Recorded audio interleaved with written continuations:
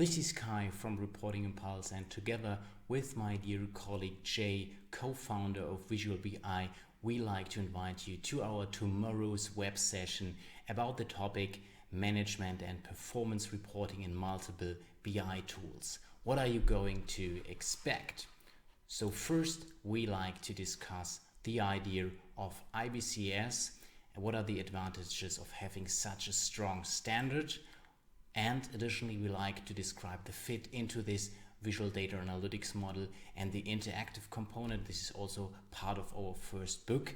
And of course, we like to talk about market leading tools, and with the help of Visual BI, how can we actually implement such reports certified by IBCS in the tools.